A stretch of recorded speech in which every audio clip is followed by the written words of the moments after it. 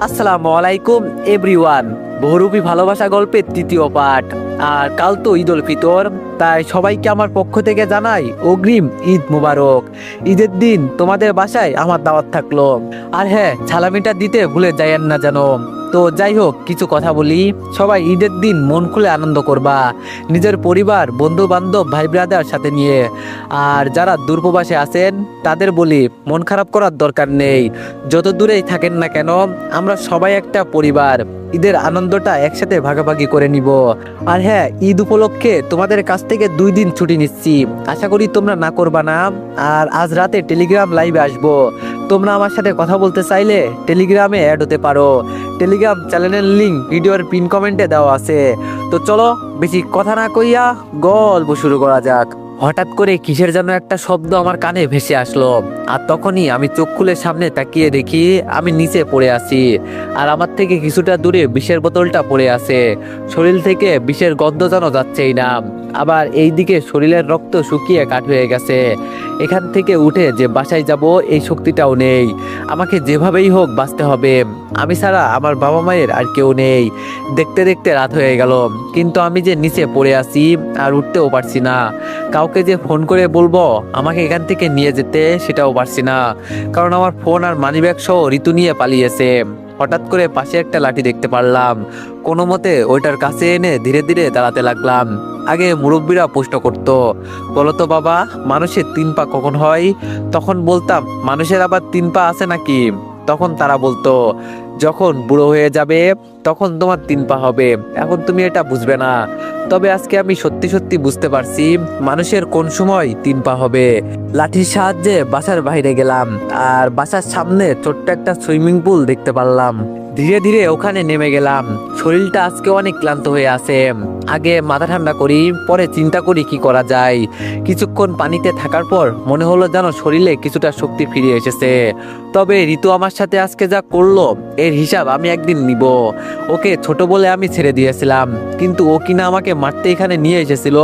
আর তানিয়ার কথা কি বলবো, ওকে তো আমি হাতে কলমে এমন শিক্ষা দিব যা ও জীবনেও বলতে পারবে না। পানি থেকে কোনো মতে উপরে উঠে গেলাম। আশেপাশে তাকিয়ে দেখার চেষ্টা করছি আমি এখন কোথায় আছি। আরে হ্যাঁ, একটু সামনে গেলেই তো আমি দুলাভাইয়ের দোকান পাবো। আমি লাঠির সাহায্যে ধীরে ধীরে হেঁটে সামনে যেতে লাগলাম। আর কিছুক্ষণের ভিতরে দোকানের সামনে চলে গেলাম। ভিতরে দেখি দুলাভাই বসে বসে কি জানি লেখছে। হঠাৎ করে দুলাভাই আমার দিকে তাকিয়ে দৌড়ে দোকান থেকে বের হয়ে আমাকে দোকানের ভিতরে নিয়ে গেল। আমি একটা চেয়ারে বসে সামনে থেকে কিছু নিয়ে খেতে লাগলাম। দুলাভাই আমাকে প্রশ্ন করলো, তোমার শরীরে যে এত আঘাত কেন? আর দেখে মনে হচ্ছে তোমাকে কেউ মেরেছে। আমি একটু পানি খেয়ে শান্ত হয়ে বসে বললাম, মানুষে আমাকে আর কি মারবে বলেন? আমাদের ঘরের ভিতরেই তো শত্রুর অভাব নেই। দুলাভাই আমার দিকে তাকিয়ে বলল, কি বলছো এসব তুমি? আমি বললাম, আমাকে আর কেউ মারে নাই দুলাভাই, আজকে আপনার মেয়ের জন্য আমার এই অবস্থা। এত ভালোবাসি আমি তানিয়াকে, কখনো ওকে আমি বাজে নজরে দেখি নাই। ও আমার বড় বোনের মেয়ে। আমি কি ওর কোনো ক্ষতি করেছি? এরপরও ও আমাকে আজকে মারতে নিয়ে গিয়েছিল। ভাগ্য ভালো যে বেঁচে ফিরেছি। দুলাভাই বলল, কি করেছে আমার মেয়ে, আমাকে একটু বুঝিয়ে বলো। আমি এক এক করে দুলাভাইকে সবকিছু বললাম। সবকিছু শুনে দুলাভাই বলল, এতটা খারাপ হয়ে গেছে আমার মেয়ে যে কিনা তার মামাকে মারতে গিয়েছিল। আর ঋতুকে আমি ভালো মেয়ে মনে করতাম, আর ও কিনা। আমি বললাম, বাদ দেন দুলাভাই, এখন আমি আর এইসব শুনতে চাই না। দুলাভাই আমাকে ধরে বলল, হাসপাতালে চলো, এখন তোমার ট্রিটমেন্টের দরকার। আমি বললাম, তার আর দরকার নেই দুলাভাই, আজকে রাতের ট্রেনে আমি আমার দেশের বাড়ি চলে যাব। আর কখনো হয়তো এখানে আসা হবে না। দুলাভাই মন খারাপ করে বলল, যা কিছু হয়েছে এর জন্য আমি তোমার কাছে মাপ চাইছি। আমি তোমাকে কথা দিচ্ছি, এর বিচার আমি নিজাতে করব। আমি বললাম, থাক দুলাভাই, আপনাকে আর কিছু করতে হবে না। শুধু তানিয়াকে একটু বুঝিয়ে বলবেন এইসব করা ভালো না। আর আপুকে বলবেন না আমি কোথায় আছি। আমি যে আজকে বাসায় চলে যাব, আপুকে কিছু বলবেন না। দুলাভাই বলল, দেখো রিফাত, আমি বলছি তো আমি এর বিচার নিজাতে করব। আমাকে কিছু সময় দাও, তোমার পাগলামো করতে হবে না। আমি দুলাভাইয়ের হাত ধরে বললাম, কয়েকদিন আগে তানিয়াকে আপু খুব মেরেছে, কিন্তু ও কিছু বোঝে নাই, উল্টা আমার উপর প্রতিশোধ নেওয়ার জন্য এসব করছে। আপনার হয়তো ভাই আছে, মেয়ে আছে, কিন্তু আমার বাবা মায়ের আমি ছাড়া কেউ নেই। আমার বাবার বয়স হয়ে যাচ্ছে, আমি মারা গেলে ওনার কি হবে? আজকে তো মৃত্যুর হাত থেকে বেঁচে আসছি, আপনার মেয়ে আর ঋতু তো ধরেই নিয়েছে আমি মারা গেছি। আমি কেমন মানুষের কাছে থাকি যেখানে আমার নিজের ভাগ্নি আমাকে মারতে চাই। থাক, আমি আর কিছু বলবো না। আপুকে আমার সম্পর্কে কিছু বলবেন না, কয়েকদিন গেলে পরে বলবেন আমি বাসায় চলে গেছি। আমি আর এই শহরে থাকতে চাই না। ভালো থাকবেন দুলাভাই আপনি। একটু পর এখান থেকে একটা ট্রেন যাবে, ওইটা দিয়ে চলে যাব। দুলাভাই আর কিছু না বলে চেয়ারে ধপ করে বসে পড়লো। কিছুক্ষণ চুপ থেকে দুলাভাই আমাকে বলল, আমি তোমাকে জোর করব না, তবে এই পিচ্চি মেয়েগুলো তোমার সাথে এমন কিছু করবে আমি ভাবতেও পারি নাই। আমি ওদের একটুও ছাড় দিব না। তানিয়া আমার মেয়ে তো কি হয়েছে? আমি বললাম, থাক দুলাভাই, ওকে কিছু করবেন না। তানিয়া এখনো হয়তো এত কিছু বোঝে না, তবে আমি শুধু এটুকুই জানতে চাইবো, আমি ওর কি এমন ক্ষতি করেছি যার জন্য আমাকে মারতে চাই? শুধু এই পর্যন্ত, আর কিচ্ছু না। দুলাভাই আমার হাতে একটা টাকার বান্ডিল দিয়ে বলল, এটা রাখো, যদি কোনোদিন দরকার হয় আমাদের মনে করবে, ঠিক আছে? আমি বললাম, আপনি অনেক ভালো মানুষ দুলাভাই, তবে আপনার কাছে আমার একটাই অনুরোধ, আমার আপুকে একটু নজরে রাখবেন, আপুকে কখনো কষ্ট দিবেন না। আমি আসি দুলাভাই, ভালো থাকবেন। দুলাভাইকে এই কথা বলে দোকান থেকে বের হয়ে গেলাম। এই শহরের মানুষগুলো খুব নিষ্ঠুর, ঋতুর হাত একটুও কাঁপে নাই আমাকে মারতে। আর কিছুক্ষণ আমি চোখ খুলে রাখলে ও হয়তো আমাকে জায়গায় খুন করে দিত। যাক, যা হয়েছে এখন আর এত চিন্তা করে লাভ নেই, তবে সময়ের সাথে আমি এর হিসাব সুদে আসলে বুঝিয়ে দিব। ধীরে ধীরে হেঁটে স্টেশনে চলে গেলাম। ট্রেন আসতে আরো 20 মিনিট বাকি আছে। কাউন্টারে গিয়ে একটা টিকিট কেটে নিলাম। কিছুক্ষণ অপেক্ষা করার পর ট্রেন চলে আসলো। অবশেষে তাহলে আমি আমার বাড়িতে চলেই যাচ্ছি। কতদিন পর বাবা মাকে দেখবো, ভাবতেই মনটা ভালো হয়ে গেল। আমার জীবনে কি আছে কি নাই তা নিয়ে ভাবি না। বাবা মা আমার কলিজার টুকরো। আমার এখনো মনে হয় আমাকে যখন সাপে কামড় দিয়েছিল তখন আমাকে হাসপাতালে নিয়ে যাওয়ার মতো টাকা ছিল না আমার বাবার। তখন আমার বাবা নিজের শরীরের রক্ত বিক্রি করে আমাকে চিকিৎসা করিয়েছে। আম্মুর কথা আর কি বলবো, যিনি সবসময় আমার পাশে ছায়ার মতো পড়ে থাকতেন। কি আছে আমার জীবনে? সারা জীবন কাজ করব, তাও বাবা মাকে শান্তিতে রাখবো। সিটে বসে কখন যে ঘুমিয়ে গেছি বলতেও পারি না। যখন ঘুম ভাঙলো তখন দেখি আর 2টা স্টেশন গেলেই আমি আমার গন্তব্যের জায়গায় পৌঁছে যাব। বসে বসে চিন্তা করছি, আচ্ছা ছোটবেলায় যে আমি আমাদের পাশের বাসার একটা মেয়েকে পছন্দ করতাম, ও কি আজও বাড়িতে আছে নাকি চলে গেছে? তবে এই মেয়েটাকে শুধু ছোটবেলায় দেখছি, কিন্তু যখন ও বড় হয়েছে তখন ওর বাবা ওকে শহরে পাঠিয়ে দেয়। এরপর ওর সাথে আমার আর দেখা হয় নাই। তবে যদি ওকে একবার সামনে পাই বলেই দিব যে আমি ওকে পছন্দ করতাম। আগের দিনগুলো কতই সুখের ছিল, আর বড় যত হচ্ছি ততই যেন দিন দিন টেনশন বেড়েই যাচ্ছে। আমি আমার স্টেশনে এসে নেমে গেলাম। না জানি বাসায় গেলে আম্মু আমাকে কি করে। শরীরে যে আঘাত আমার, আম্মু দেখলে তো বেহুশ হয়ে যাবে। অন্ধকারের মাঝে চাঁদের আলোয় হাঁটতে বেশ ভালোই লাগছে। দোকান থেকে হালকা করে কিছু কিনে একটা অটোতে উঠে গেলাম। তবে এখন আমি বাসায় যাব ঠিকই, কিন্তু কাউকে কিছু বলবো না। চুপচাপ আমি আমার রুমে গিয়ে ঘুমিয়ে পড়বো। আমার রুমে ছোট্ট একটা জানালা আছে। ছোটবেলায় যখন আমি রাত করে বাসায় আসতাম তখন আমার বাবা আমাকে খুব মারতো। এজন্য বুদ্ধি করে আমি আমার জানালার কাছে একটা ফুটো করছিলাম, যাতে আমি আমার জানালা খুলে ভিতরে প্রবেশ করতে পারি আর বাবাও কিছু বলতে না পারে। অটো থেকে নেমে বাসার সামনে চলে গেলাম। অনেকদিন পর আমি আমার গ্রামটাকে দেখলাম, মনটা যেন জুড়িয়ে গেল। চাঁদের আলোয় সবকিছু যেন জল জল করছে। আমি আমার রুমের কাছে গিয়ে জানালা খুলে ফেললাম। ধীরে ধীরে রুমে ঢুকে গেলাম। রুমের লাইটটা অন করতেই দেখি আমার রুমটা একদম পরিষ্কার পরিচ্ছন্ন করা। আমি বুঝেছি আমার ছোট বোন আমার রুমটা সবসময় পরিষ্কার করে রাখে। কাপড় চেঞ্জ করে রুমের লাইটটা বন্ধ করে ঘুমিয়ে গেলাম। সকালে দরজার কটকট আওয়াজে ঘুম ভাঙলো। বাইর থেকে আম্মু বলছে, চোরের বাচ্চা চোর, তুই আমার ছেলের রুমে কি করিস? তাড়াতাড়ি রুমের দরজা খোল, নইলে তোর খবর আছে। আমি কথা দিচ্ছি, তুই পালিয়ে না গেলে দরজা খুলে দিস, তাহলে হয়তো বেঁচে যাবি, নইলে আমি তোরে গুলি করে মারবো। আম্মুর কথা শুনে হাসতে লাগলাম। আমি বিছানা থেকে উঠে দরজার কাছে চলে গেলাম। ধীরে ধীরে দরজা খুলে দিলাম, আর দরজা খুলতেই সবাই আমাকে দেখে অবাক হয়ে গেছে। আমি আম্মুকে জড়িয়ে ধরে বললাম, ভালো আছেন আম্মু আপনি? আম্মু আমাকে জড়িয়ে ধরে কি যে কান্না। হঠাৎ আম্মু আমাকে ছেড়ে বলল, তোর শরীরে এসব কিসের আঘাত? আমি বললাম, আরে বাদ দাও তো, এতদিন পর আসছি, কই একটু আদর করবে তা না। পাশ থেকে মাহি বলল, দেখ ভাইয়া, একদম কথা ঘোরানোর চেষ্টা করবি না। তোর শরীরে এইসব কিসের আঘাত তাই বল। আর কার এত সাহস যে আমার ভাইকে এভাবে মারে? আমি আম্মুকে সরিয়ে ভিতরে গিয়ে একটা চেয়ার টেনে বসে বললাম, এইসব শুনতে হবে না আম্মু, মনে করো এটা একটা অ্যাক্সিডেন্ট, এখন ভাত দাও, খিদে পেয়েছে। আম্মু আমার কাছে বসে আমার কপালে চুমু দিয়ে বলল, বাবা তোর কি হয়েছে তাই বল। তোর বাবা এসে দেখে যদি তোর এই অবস্থা হয়েছে তাহলে আমাকে বকা দিবে। আমি বললাম, আম্মু এইসব শুনলে তোমার মন খারাপ হবে। ভাই রুমে গিয়ে দেখ, তোর জন্য একটা গিফট এনেছি। মাহি আমার পাশে দাঁড়িয়ে বলল, গিফট পরে নিব, আগে বল তোর কি হয়েছে। আমি বুঝছি ওরা আমাকে এত সহজে ছাড়বে না, তো আর কি করব। আম্মুকে সত্যি কথাই বলে দিলাম। আম্মু সব শুনে শান্ত হয়ে বসে আছে, কিছু বলছে না। আর বলবে কিভাবে? তানিয়া তো আমার বোনের মেয়ে। আমি আম্মুকে বললাম, বাদ দাও আম্মু, আমি চলে আসছি, আর যাব না ওদের বাসায়। বাবার সাথে কৃষি কাজ করব, আর পাশাপাশি ছাত্র পড়াবো।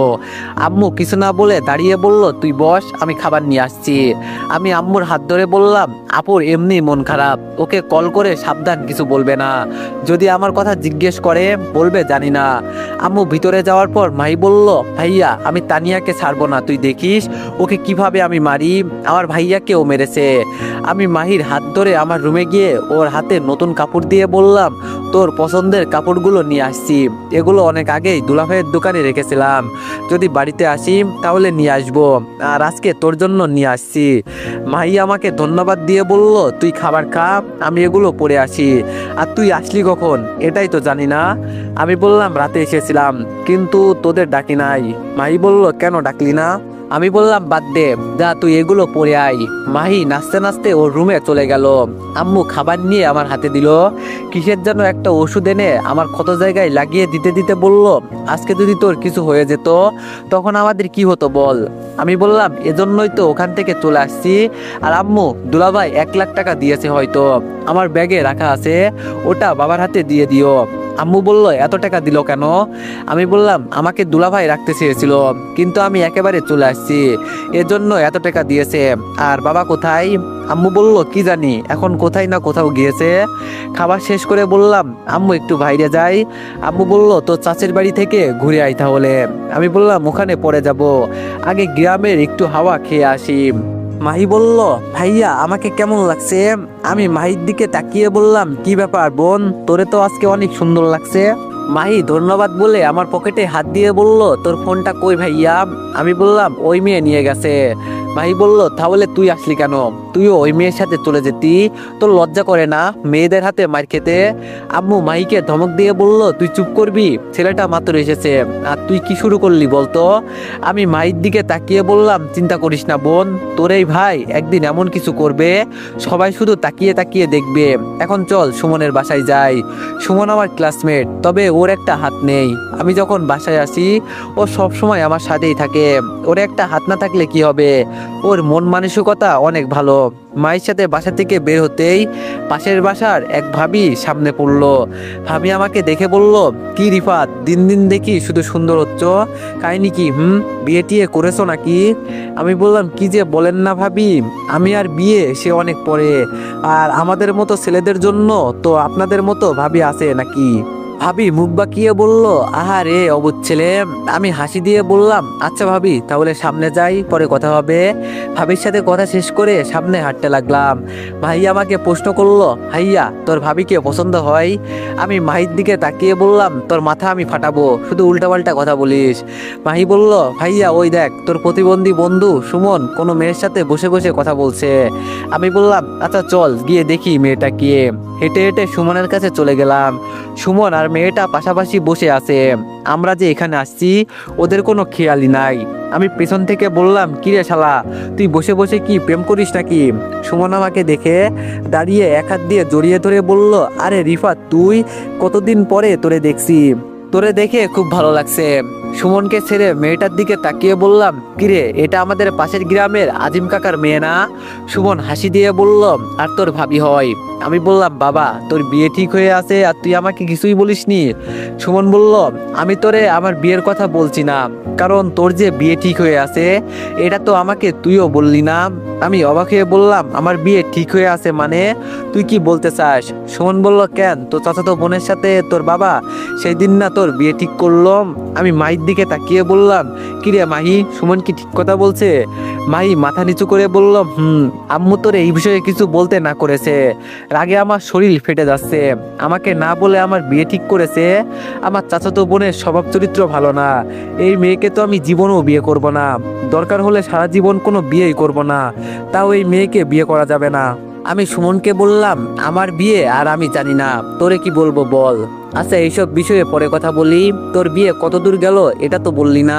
সুমন মেয়েটার হাত ধরে বলল, বিয়ের সব কাজ শেষ, এখন শুধু তুলে আনবো।